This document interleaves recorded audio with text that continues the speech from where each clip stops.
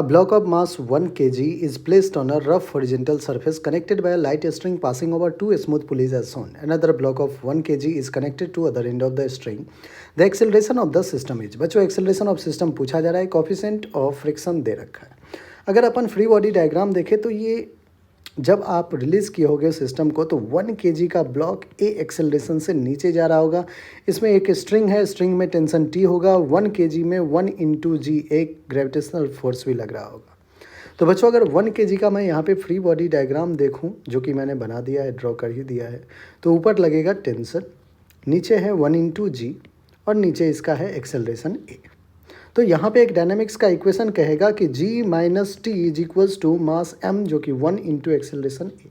तो g minus T is equals to A, ये आपका एक इक्वेशन बन चुका है। आइए अब इस 1 kg को देखें। इस 1 kg पे एक टेंशन t इधर लग रहा है, मूवमेंट ब्लॉक का a एक्सेलरेशन से इधर ले लेते हैं तो एक फ्रिक्शनल फोर्स इस डायरेक्शन में लगेगा। नॉर्मल रिएक्शन बच्चों ऊपर लगेगा, mg फोर्स नीचे लगेगा। ठीक है, इस 1 kg का भी फ्री बॉडी डायग्राम लिख लेते हैं, फिर अपन डायनामिक्स इक्वेशन लिख लेंगे। टेंशन टी इस डायरेक्शन में, फ्रिक्शन फोर्स इस डायरेक्शन में, नॉर्मल रिएक्शन ऊपर की तरफ और mg फोर्स नीचे की तरफ। बच्चों वर्टिकल डायरेक्शन में कोई मोशन नहीं है तो अपन लिख सकते हैं, कोई एक्सेलरेशन नहीं है तो आप लिख सकते हैं कि जितना नॉर्मल रिएक्शन उतना ही mg। मास कितना है 1 into G is equals to G, तो नॉर्मल रिएक्शन आ चुका है।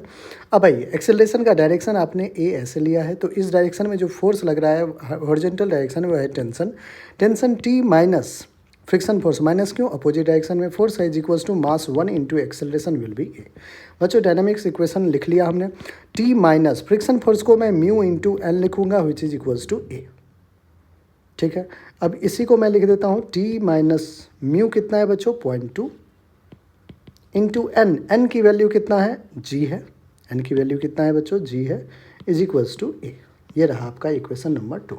फ्रॉम इक्वेशन 1 एंड 2 हमें बच्चों एक्सेलरेशन की वैल्यू चाहिए, टेंशन नहीं चाहिए। तो from equation 1 and 2 we can see that यहाँ पे देखिए प्लस टी है और यहाँ पे माइनस टी है, तो ऐड कर दीजिए।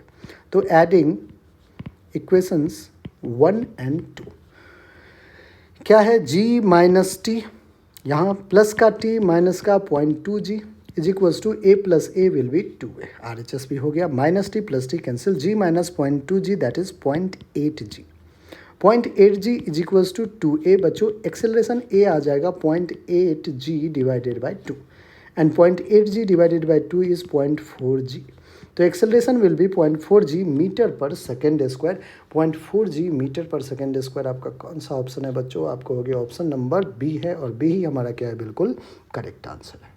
आई होप बच्चों आपको अच्छे से